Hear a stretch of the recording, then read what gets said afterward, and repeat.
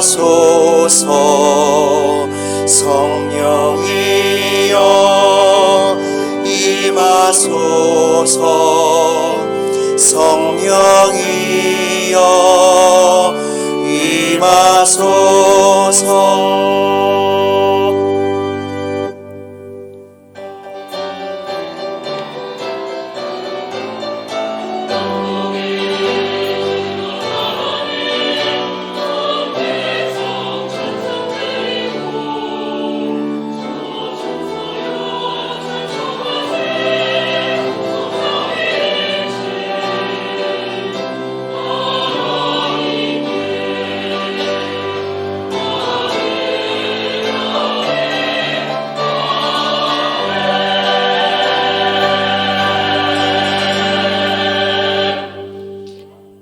사도신경으로 우리의 신앙을 고백하겠습니다.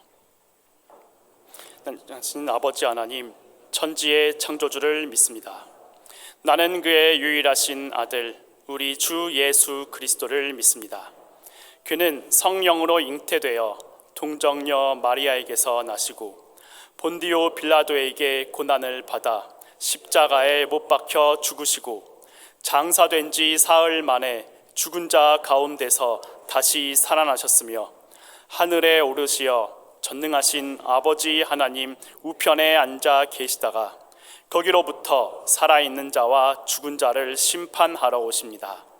나는 성령을 믿으며 거룩한 공교회와 성도의 교제와 죄를 용서받는 것과 몸의 부활과 영생을 믿습니다. 아멘. 찬송가 6장 찬양 드리겠습니다.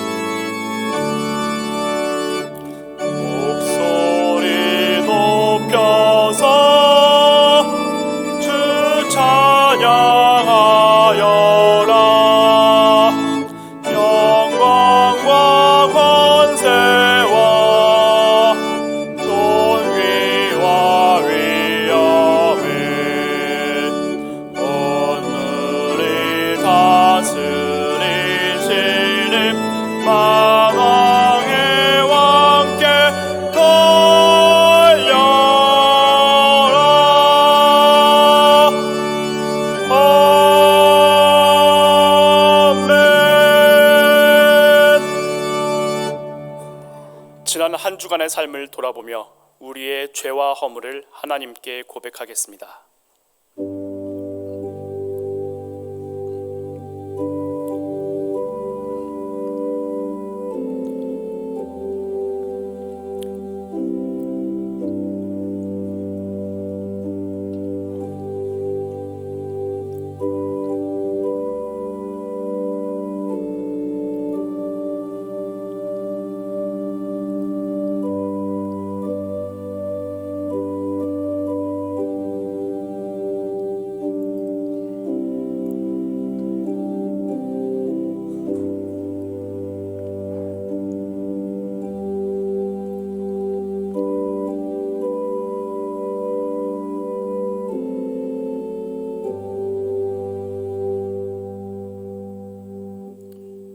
우리를 용서하시는 하나님의 말씀을 믿음으로 받으십시오.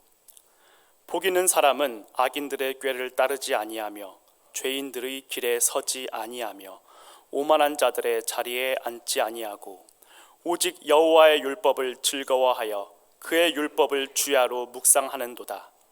그는 시냇가에 심은 나무가 철을 따라 열매를 맺으며 그 잎사귀가 마르지 아니함 같으니 그가 하는 모든 일이 다 형통하리로다. 아멘. 자리에 앉으시기 바랍니다. 위임 목사님께서 교회 소식 전해주시겠습니다.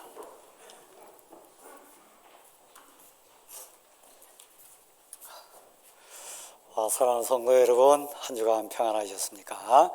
우리 서로 인사하도록 하겠습니다. 반갑습니다. 한 번 더 하겠습니다. 사랑하고 존경합니다.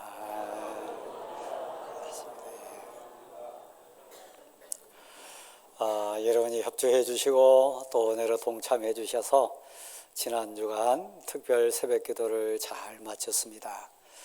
기도에 힘 모아주신 여러분께 감사를 드리고 하나님이 응답해 주실 줄 믿습니다. 이번 주도 우리 교회 학교 중심으로 겨울 성경학교와 수련회 계속 진행됩니다. 다음 주간에는 우리 장년부 중심한 성경 통독 사경회가 또 진행됩니다. 해당되신 분들 잘 참조하시고 또 특별히 자녀들 보내주시면 은혜 가운데 믿음 훈련 잘 시키도록 하겠습니다. 위에서 기도해 주시기를 부탁을 드립니다.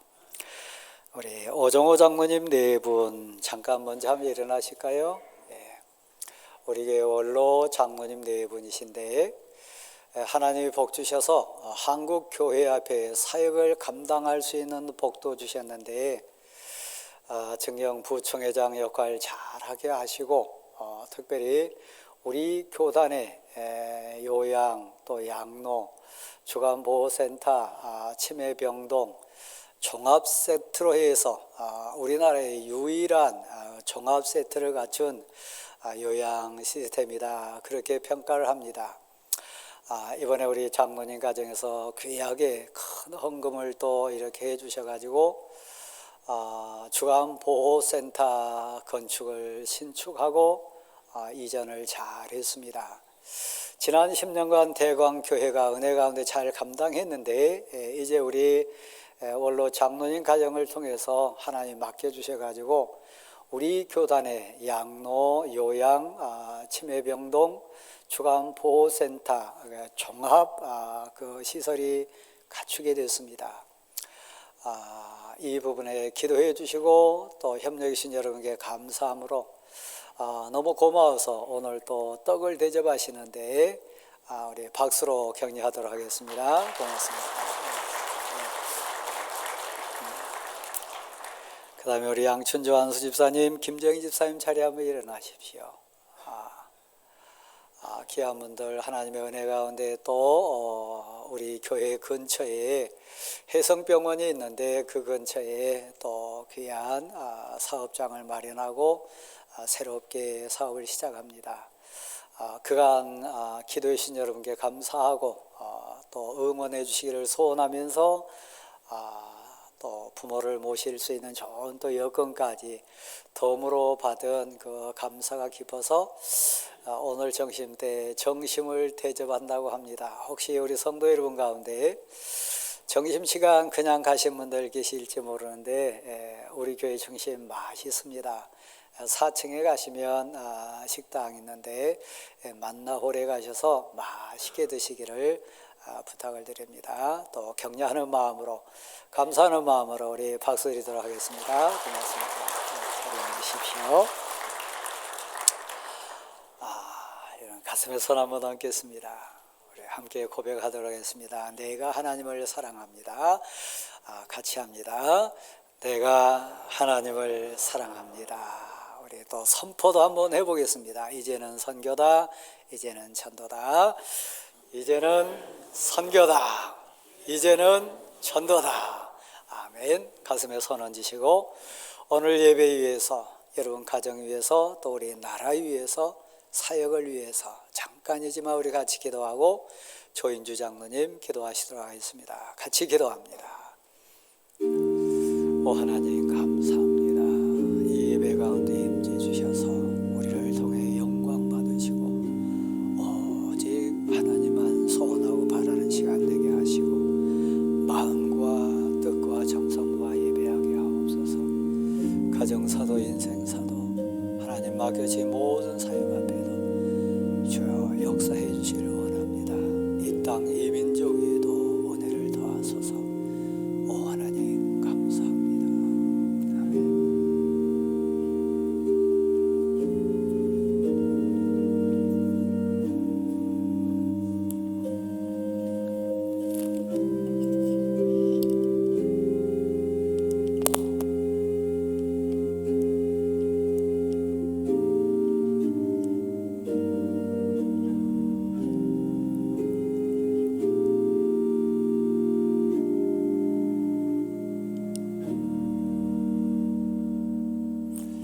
지난 한 주간 2025년도 신년 특별 새벽기도에 많은 성도들이 참석하여 큰 은혜를 받게 하신 하나님께 감사를 드립니다.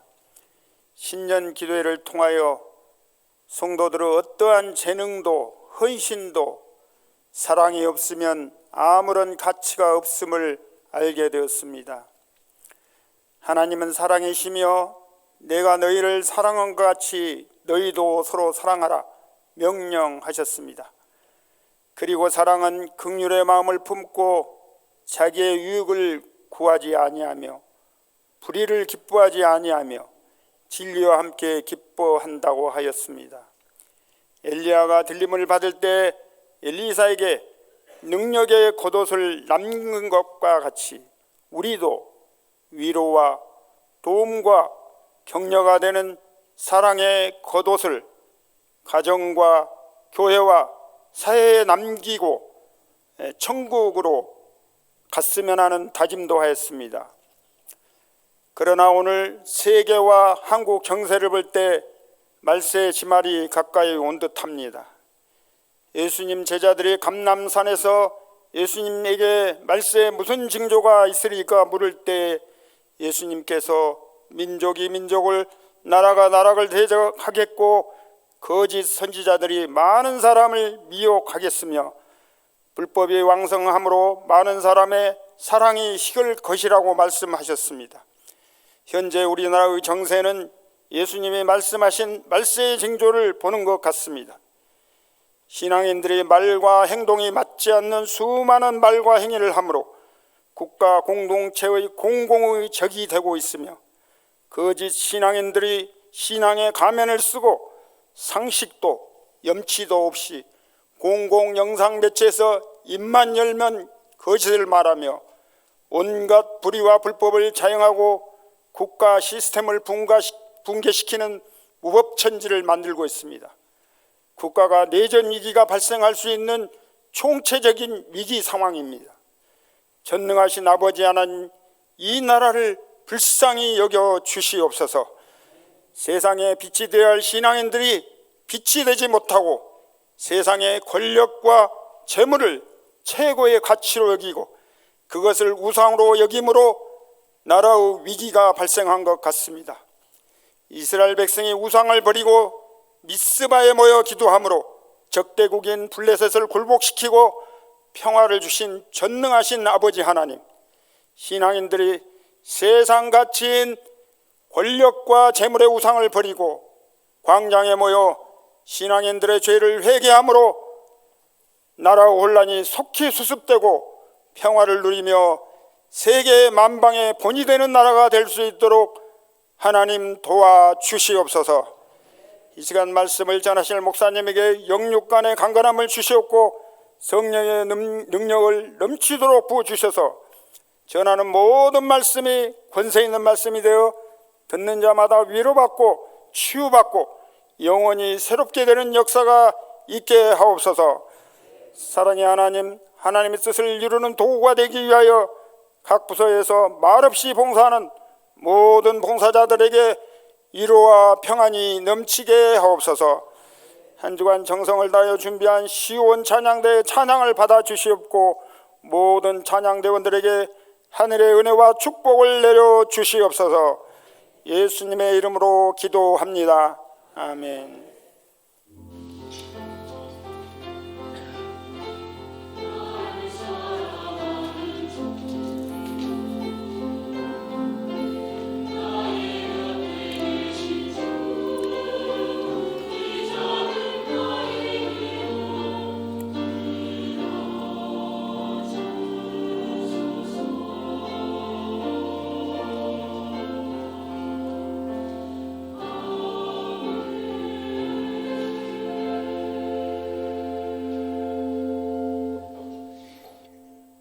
찬송가 429장 찬양하시며 준비하신 예물을 하나님께 드리겠습니다.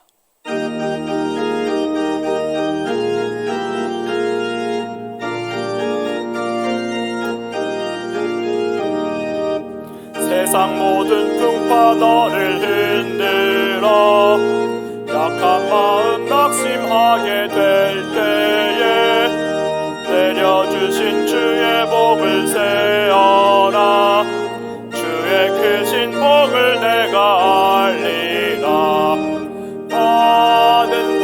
복을 세어보아라.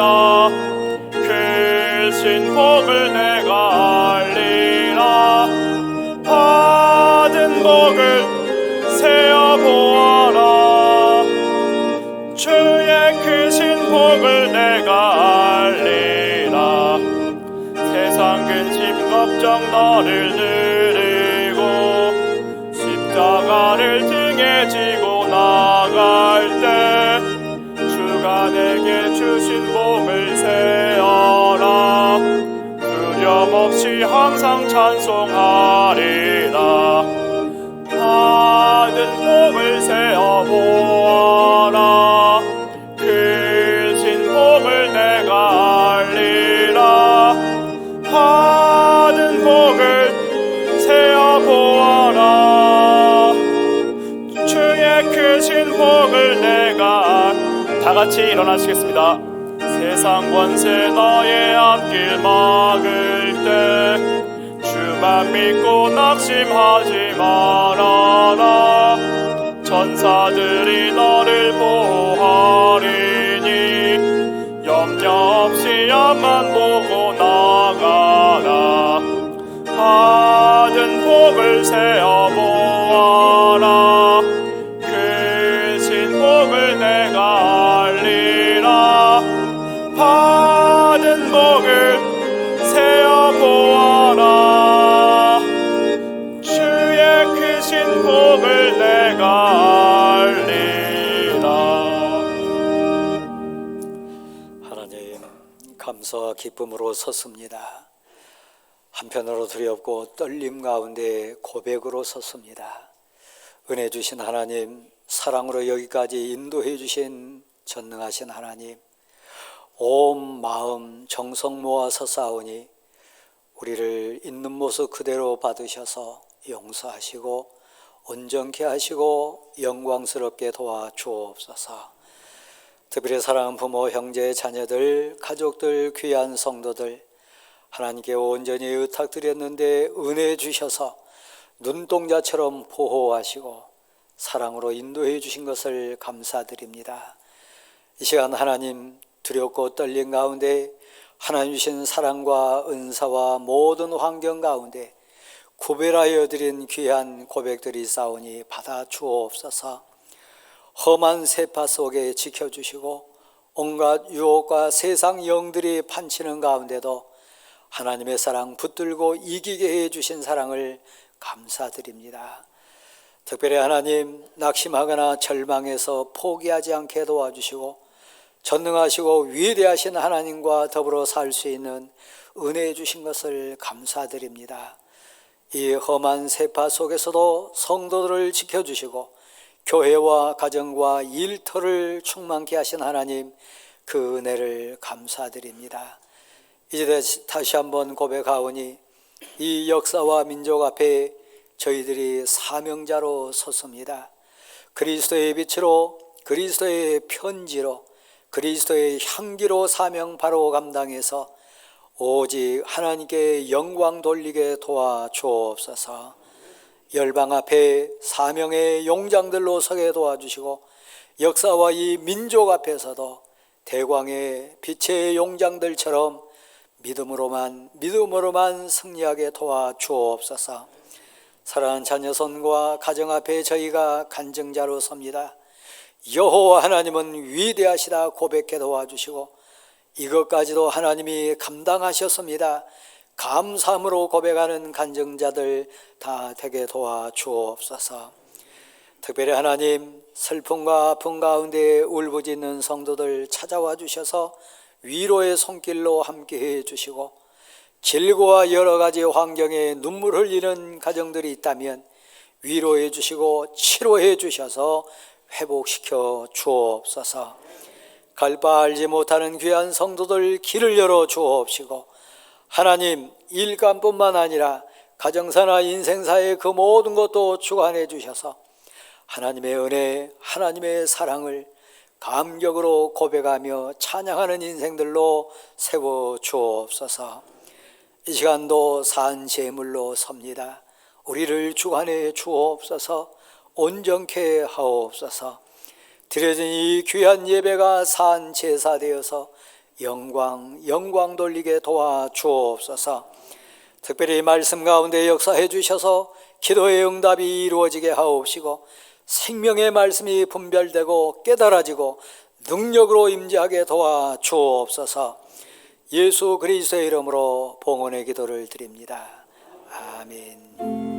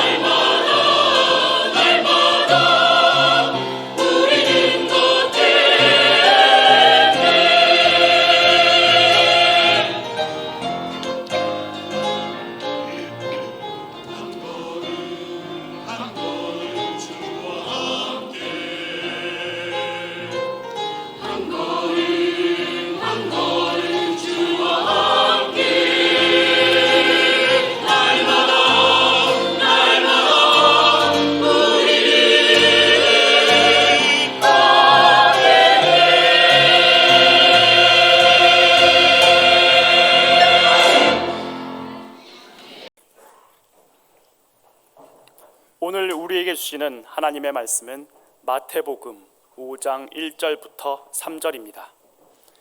신약 성경 5면입니다. 마태복음 5장 1절부터 3절입니다. 하나님의 말씀을 봉독하겠습니다. 예수께서 무리를 보시고 산에 올라가 앉으시니 제자들이 나아온지라. 입을 열어 가르쳐 이르시되 심령이 가난한 자는 복이 있나니 천국이 그들의 것임이요. 아멘. 위임 목사님께서 심령이 가난하여 얻는 천국이라는 제목으로 말씀 전해 주시겠습니다. 사랑하는 성도 여러분, 예수 그리스도께서 세례 요한을 통해 우리가 신앙 고백으로 만난 그 세례 받으신 후에 성령에 이끌리셔서 40일 동안 광야에서 시험을 당하셨습니다. 그리고 오늘 본문 등장하는 내용 1절 말씀을 보면 많은 무리를 보셨다. 그리고 이어서 산에 오르십니다.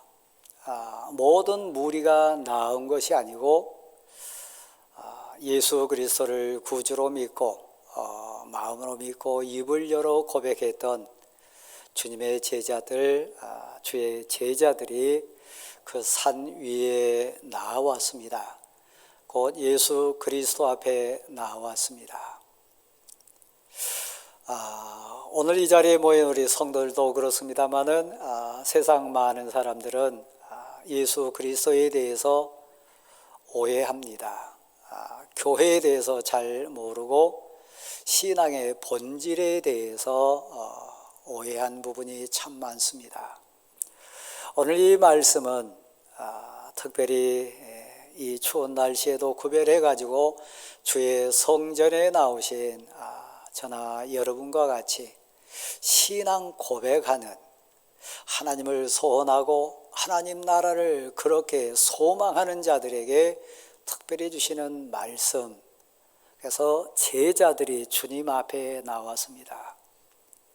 3절부터 시작되는 이 생명의 말씀을 세상 사람들에게 선포하시거나 일반 무리들에게 설교하셨다면 반응은 다양했을 겁니다.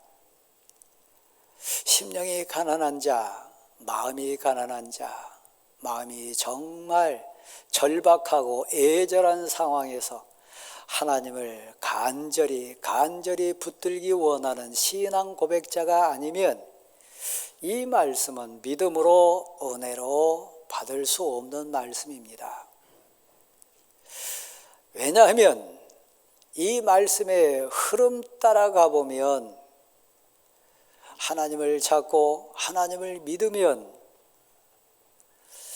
마음이 가난하면, 심령이 진실로 비고 비인 상태가 돼가지고 애절한 상황이 되면 물질이 충만히 채워진다, 건강이 회복된다, 환경이 변화된다, 아니면 가정사나 인생사의 세상 가치로 충만이 된다, 그렇게 답을 하는 것이 아니니까요. 여러분은 교회에 대해서, 신앙 본질에 대해서, 믿음 삶에 대해서 어떤 가치를 가지고 오늘도 예배 가운데 오셨습니까? 저도 목사로 목회 일정 가운데 이렇게 성도들을 대하다 보면 답답함을 느낄 때가 참 많습니다. 이것은 신앙의 본질 아닌데, 이것은 성도의 삶의 추구 가치가 아닌데, 너무 잘못됐다, 이걸 어떻게 바로 정립해야 되나 답답한 상황을 만날 때가 종종 있습니다. 우리 주님 예수 그리스도는 우리를 너무 사랑하셨습니다. 진정 복받기를 원하셨고 우리를 부르셨습니다. 요한복음 15장 16절에 있는 말씀처럼 너희가 나를 택한 것이 아니요 내가 너희를 택하여 불렀나니, 이 자리에 나온 것도 사실 그래서 은혜 입어서 온 겁니다. 환경을 극복하고 여러 만남을 다 제껴놓고 사실 구별하여 나온 겁니다. 그런데 여러분, 심령이 가난한 자는 복이 있나니, 마음이 가난한 자는 진짜 복받은 사람이니, 그 얘기를 여러분은 어떻게 해석하시고 어떻게 그 말씀 가운데 응답으로 새 힘을 얻고 계십니까? 지난달 이 세상을 떠나신 우리 권사님 장례 절차 가운데 저는 입관 예배를 인도했습니다. 예배를 마치고 이렇게 이제 나오는데 따님 되신 권사님이 제 옷소매를 이렇게 끄셨어요. 목사님, 혹시 아시는지 모르겠습니다. 어머니께서 매주일 목사님 설교를 영상으로 들으셨습니다. 우리 목사님이시다. 우리 교회의 예배다. 애절함으로 말씀에 동참하셨다고 하는 얘기를 듣고 순간 저는 섬찟했습니다. 병상에서 애절하게 목사의 설교를 듣고 예배드리는 성도들을 그리워하면서 어떤 면에서는 절박한 심정으로 예배드리는 그 권사님의 마음을 이 목사가 어느 정도 헤아렸을까?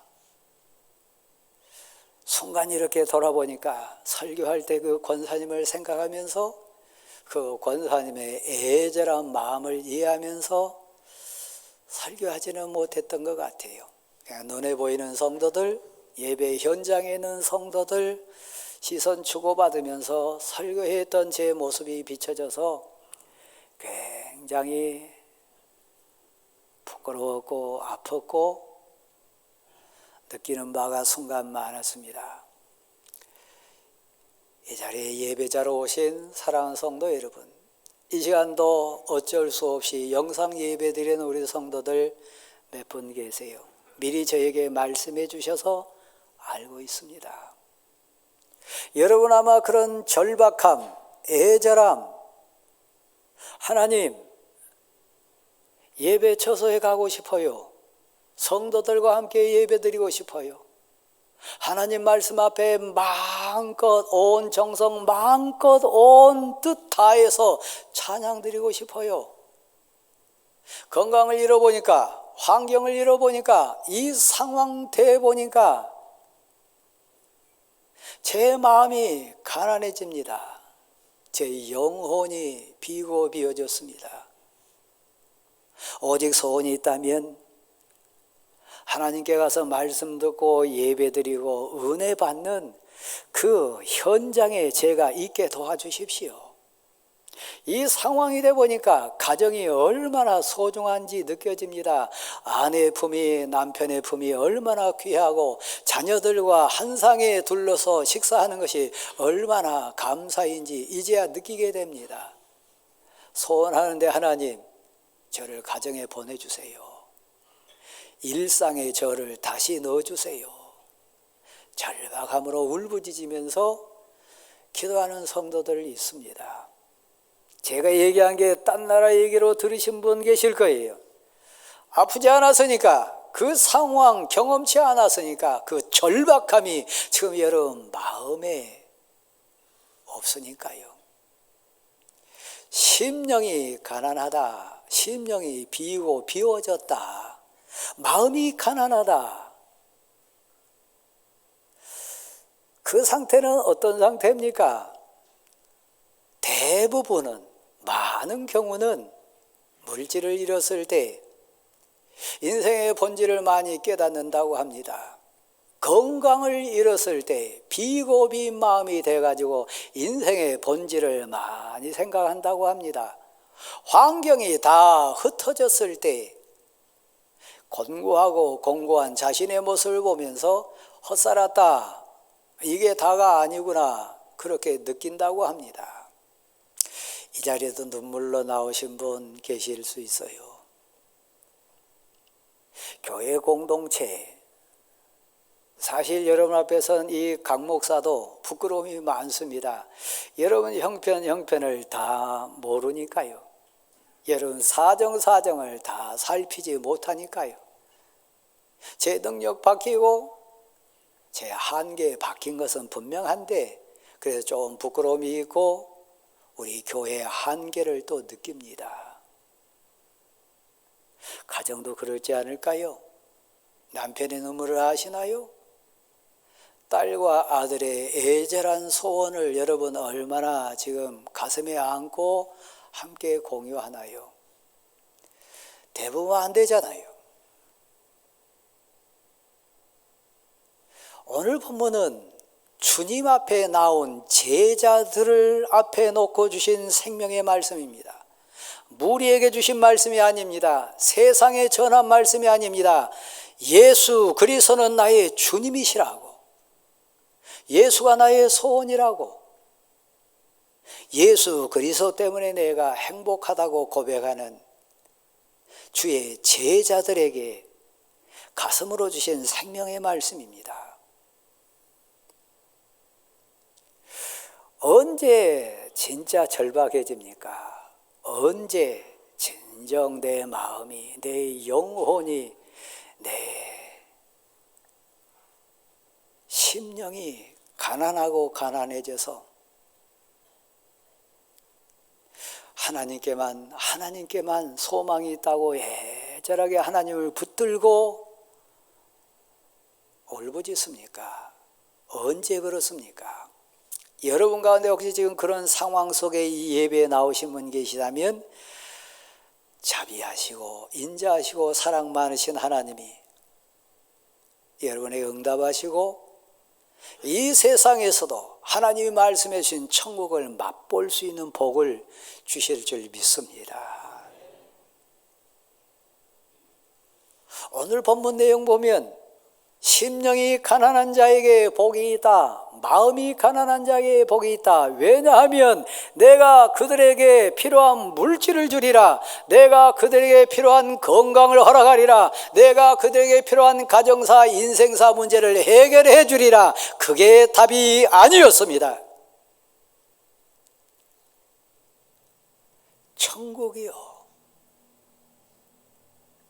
천국은 힘으로도 갈 수 없는 것입니다. 돈으로 해결할 수 없는 겁니다. 천국은 내 모든 지식이나 내 모든 배경을 가지고 얻는 것이 아닙니다.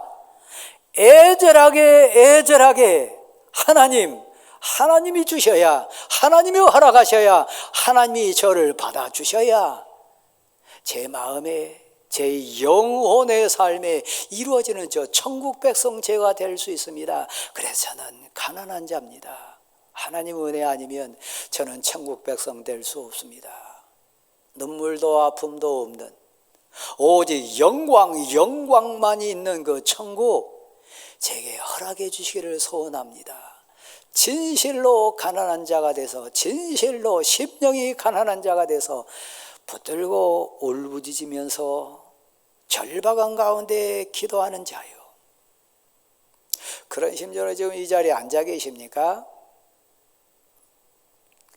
고난을 통해서, 아픔을 통해서, 환난과 고통이라고 하는 과정을 통해서 마음이 비어진다고 대부분 생각합니다. 저를 보실랍니까? 고난받는다고, 진짜 위기 순간에 섰다고 마음이 비어집니까? 심령이 가난해집니까?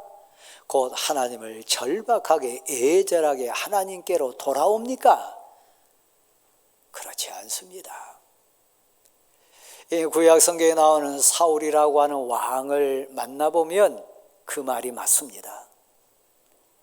사울의 인생 위기가 왔습니다. 블레셋이 쳐들어왔고 사람들이 막 지금 수군거리고 사람들이 동요합니다. 많은 사람들이 겁에 질려가지고 이 왕의 곁을 떠납니다. 자기 힘으로는 해결할 수 있는 방법이 없습니다. 인생 위기이고 환경의 위기이고 자기가 가지고 있는 모든 것이 다 무너질 순간을 맞았습니다. 그도 압니다. 위기란 거요. 그도 느낍니다. 진실로 큰일 났다고 하는 거요. 절망이라고인가 압니다. 우리 모습을 너무 많이 닮았어요. 그래서 그가 눈을 들어서 하나님을 부릅니다. 하나님께로부터 응답이 없어요. 우림이나 둠빔이라고 하는 증거를 통해서도 없고 제사장의 말씀을 통해서도 하나님의 말씀이 임하지 않습니다. 선지자를 통해서도 하나님의 말씀은 오지 않습니다. 제사장의 사역을 통해서도 그가 원하는 참 평안, 참된 기쁨, 오늘 본문에 얘기하는 천국의 가치가 그 심령에 채워지지 않습니다. 여전히 무섭고 두렵고 여전히 겁났습니다. 사랑하는 대왕교회 성도 여러분, 고난 앞에 있다고 해서 다 심령이 가난해집니까? 아닙니다. 환난의 파도 앞에 섰다고 해서 하나님을 붙들고 애원합니까? 아닙니다. 어찌 보면 이곳에 앉아 계신 여러분이나 저처럼 형식적일 수 있고 몇 번 할 수 있고 거칠애로 할 수 있는 것처럼 하나님의 이름을 부를 수 있습니다. 예배당에 엎드릴 수 있습니다. 그러나 진실로 심령이 가난한 자 돼서, 진실로 마음이 가난한 자 돼서 하나님께 생명을 걸고, 하나님 나 도와주세요, 살려주세요, 은혜로 채워주세요. 진실로 심령이 가난한 자의 모습은 보이지 않는 것이 우리 대부분의 모습입니다. 왜냐하면 사울이 그랬으니까요. 하나님께 생명을 걸고 우리 신앙의 현장인 금식을 했다, 생명이 다하는 순까지 철야를 하면서 하나님께 매달리고 하나님은 전능하십니다. 하나님은 인자하시고 자비하십니다. 하나님은 용서하시는 하나님이십니다. 하나님은 다시 기회를 주신 나의 하나님이십니다. 생명을 걸고 절박하게 진실로 심령이 가난한 자가 돼가지고 매달리지 않습니다. 엔게디에 있는 신접한 여인을 찾아갑니다. 세상 방법을 찾는 거지요. 세상 가치에 다시 의지하는 거요. 그는 여전히 심령이 가난한 자가 아니요. 그는 여전히 마음이 진실로 가난해가지고 하나님께 애원하고 절박하게 하나님께 울부짖으면서 하나님을 나의 하나님이라고 고백한 자가 아니요. 여러분 가운데 돈이 좀 있거나 지식이 좀 있거나 환경이 좀 갖춰진 분, 사실 심령이 가난하지 않습니다. 돈 갖고 해결할 수 있으니까요. 그 환경 의지하면서 또 다른 방법 찾을 수 있으니까요. 오히려 어설프게 있는 그 배경이나 환경이나 웬만큼 있는 나의 만남이나 물질이 나를 심령이 가난하게 하기보다는 헛배부르게 만들어요. 오히려 하나님을 의지하고 하나님께 매달리기보다는 하나님을 이용해요. 하나님을 만홀히 여겨요. 하나님의 능력과 하나님의 전능하심과 하나님의 진실하심을 오해 만들어요. 그래서 오히려 내게 좀 있는 물질이, 내게 좀 갖춰진 환경이 내 영혼을 하나님께 이끌기보다는 하나님의 저주를 받는 인생 되게 만들어요. 진짜 하나님 의지하나요? 진짜 하나님께 매달리나요? 진짜 하나님 위에는 제게 소망이 없습니다. 안 보입니다. 하나님 살려주세요. 너희는 먼저 그의 나라와 그의 의를 구하라 했습니다. 심령이 가난한 자가 돼가지고 마음이 비고 빈 자가 돼가지고 하나님 앞에 고백자로 서서 하나님 은혜를 부으소서, 하나님 은총을 부으소서, 하나님 날 살려주세요 하는 자에게 천국을 주시고 보너스로 입을 것, 먹을 것, 마실 것, 일용할 양식 주시는 분이 하나님이시라고 약속했습니다. 우선이 뭔가요? 먼저가 무엇인가요? 비고 빈 마음, 심령이 가난한 자 돼서 하나님께 고백자가 되는 거예요. 또 불쌍한 사람을 제가 한 사람 더 소개하겠습니다. 누가복음 18장 말씀에 보면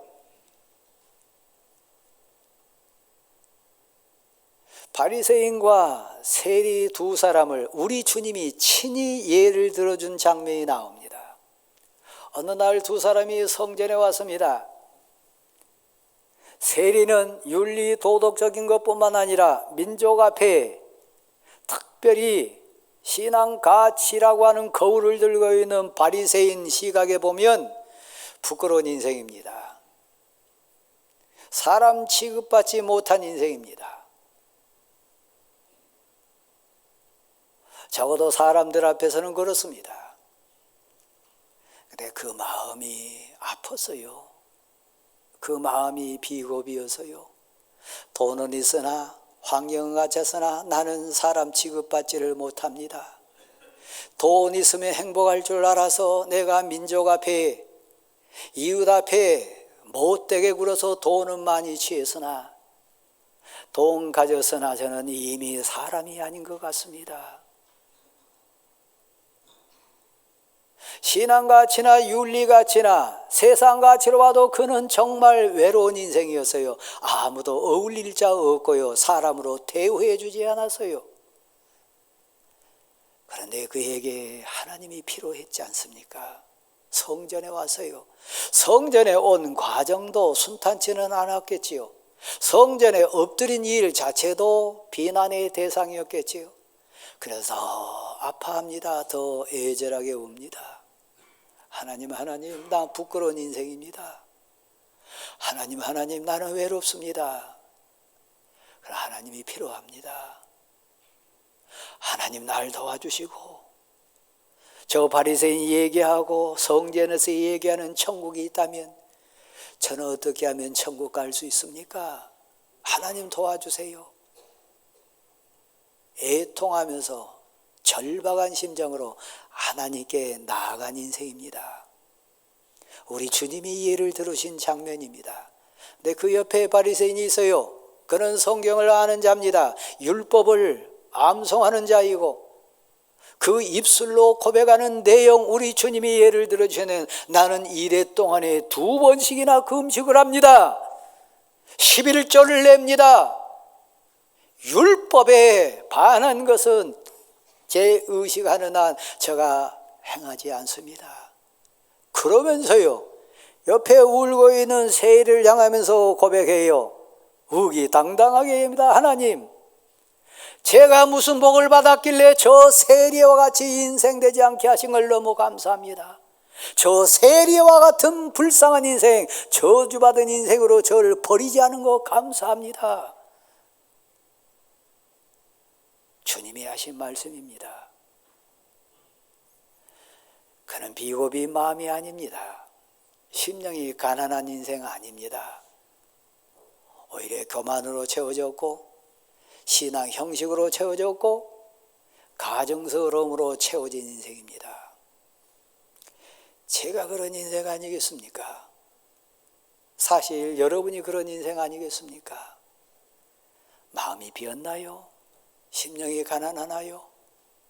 비고비인 마음에 하나님 은혜 아니면, 하나님 사랑 아니면 내게 있는 건강이나 물질이나 가족이나 심지어는 내 생명까지도 하나님 의미가 없습니다.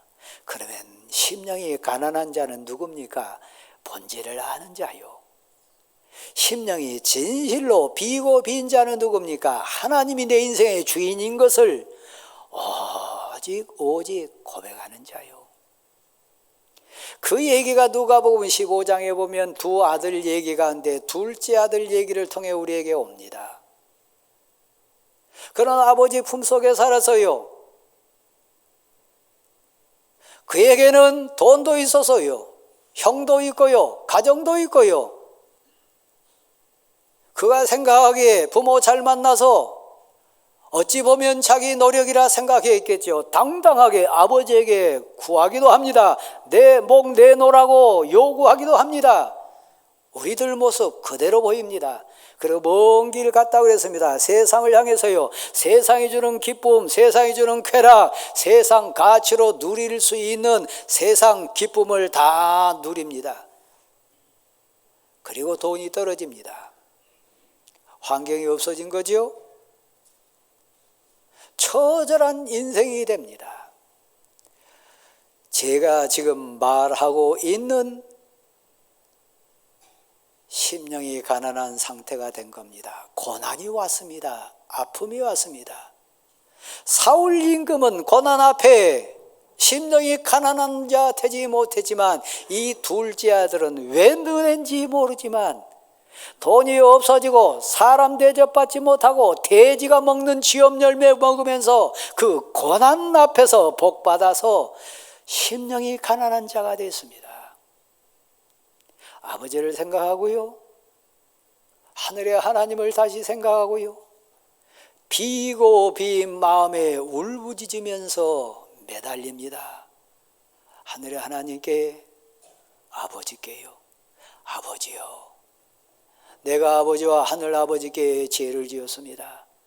아들은 고사하고 하인 중에 한 사람이라도, 품꾼 중에 하나라도 나를 받아주셨으면 제가 감지덕지하겠습니다. 하늘의 아버지요, 내 인생의 아버지요, 나를 불쌍히 여기셔서 아버지 품에 돌아가도록, 아버지 집에 갈 수 있도록 품꾼의 하나라도 저를 받아주시기를 진실로 원합니다. 그 본문에 일일이 생략됐습니다마는 하늘의 하나님께 먼저 많이 기도하지 않았겠어요? 많이 울었지 않겠어요? 많이 회개하지 않았겠어요? 자기 아버지 사랑에 대해서 철없던 지난 인생에 대해서, 그 모든 인생 본질에 대해서 많이 고백하면서 울부짖지 않았겠어요? 드러내고 비워내고 가난하고 가난한 마음이 돼서, 가난하고 가난한 비고 빈 심령이 돼가지고 하나님 앞에 선 거 아니겠습니까? 아버지 앞에 선 거 아니겠습니까? 그래서 은혜 입어서 돌아옵니다. 하나님께로 돌아옵니다. 아버지께로 돌아옵니다. 2025년 여러분의 행복이 뭐냐 묻는다면, 여러분 인생에 가장 복된 게 뭐냐면 하나님께로 돌아오는 거예요. 하나님을 붙드는 거예요. 하나님을 애절하게 사모하는 거예요. 저도 건강을 잃으면서, 저는 그 영상을 가끔 봅니다마는, 성도 여러분 앞에 잠시 제가 여러분 곁을 떠납니다, 그렇게 광고하고 설교했던 그 현장을 잊지 않습니다. 제가 23년째 여러분 앞에 있잖아요. 그 전에 제가 언제 아파가지고 여러분 앞에 잠시 떠나겠습니다, 그렇게 광고한 적이 있던가요? 없었어요. 제가 제 자신을 봐도 30대, 40대, 50대 때 분에 넘치도록 건강했어요. 돌아보니까요, 그것은 제게 아니었어요. 제가 잘났거나 관리 잘해서가 아니었어요. 은혜였어요. 비고 빈 마음, 비고 빈 심령에 돌아보니까요, 누가복음 15장에 나온 둘째 아들은 심령이 가난한 자의 복을 받습니다. 마음이 가난한 자의 복을 받습니다. 그래서 돌아와요. 2025년도 여러분의 복이 뭐냐? 우리 주님이 입을 열어 가르쳐 말씀하시기를, 심령이 가난한 자는 복이 있나니 천국이 저들의 것이요, 천국을 얻을 것이요. 천국을 사모하십시오. 눈물도 아픔도 괴로움도 없는 저 하늘나라를 사모하십시오. 그 하나님 나라의 주권자 되신 하나님을 사모하십시오. 그러면 먹고 마시고 입는 이 모든 것을 여러분에게 주실 줄 믿습니다. 걱정하지 마십시오. 제가 지난 주간에도 어느 분과 이렇게 면접하면서, 우리가 하나님의 사람인 것 분명하다면, 그 고백 분명히 할 수 있다면 하나님은 우리를 결코 굶기지 않을 줄 믿습니다. 하나님은 우리를 결코 헐벗게 하지 않을 줄 믿습니다. 두려워하지 마세요. 염려하지 마세요. 비고 빈 심령이 가난한 자 돼서 하나님을 진실로 사모하고 고백하고 찾는 여러분 신앙 고백자 된다면 천국이 여러분에게 복으로 임할 줄 믿습니다. 천국 복 받은 인생으로서 하나님의 영광 돌리게 될 줄 믿습니다. 그러니까 가식적이고 형식적이고 그런 자 되지 말자는 얘기입니다. 누가복음 15장에 나오는 그 두 아들 가운데 큰 아들 모습이요. 그는 평범하게 아버지 곁에 삽니다. 효도하는 것 같아요. 가정사 잘 꾸리는 것 같아요. 그러나 그의 관심은 아버지 사랑 아닙니다. 하나님 나라 아닙니다. 눈에 보이는 물질이고 눈에 보이는 환경이었습니다. 대접받는 거였어요. 교회 왜 다니십니까? 신앙생활 왜 하십니까? 믿음의 능력이 무엇입니까? 누가복음 15장에 나오는 큰아들의 가치입니까? 그건 신앙 아닙니다. 그건 믿음의 가치 아닙니다. 이 세상 사람들이 찾는 가치입니다. 교회를 오해하지 마세요. 믿음을 오해하지 마세요. 신앙의 본질을 착각하지 마세요. 하나님 나라요. 하나님의 은혜요. 심령이 가난한 자가 되어가지고 소원하면 그 복을 하나님이 우리에게도 주실 줄 믿습니다. 고백할 수 있습니까? 자리에 일어나십시오. 362장 같이 부릅니다.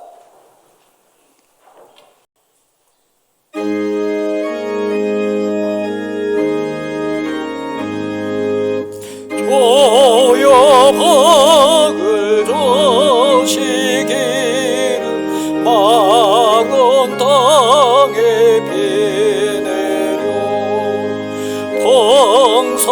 풍성하게 함과 같이 은혜 내려 주소서. 내게도 은혜 내려 주소서. 나의 마음 저를 떠나 죄에 빠져갈 때에 은혜로우신 아버지여 나를 잡아 주소서. 내게도 은혜 내려 주소서. 5절입니다. 변함없는 저의 사랑 영원 복음하오며 풍성하신 저의 보혈 나의 마음에 넘치네. 내게도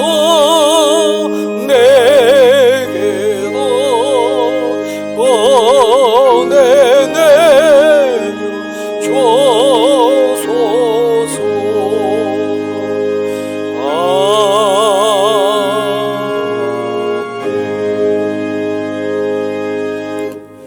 이제는 우리 주 예수 그리스도의 은혜와 하나님 아버지의 크신 사랑하심과 성령님의 충만 교통케 하심에 함께 하시기를 간절히 축원합니다. 아멘.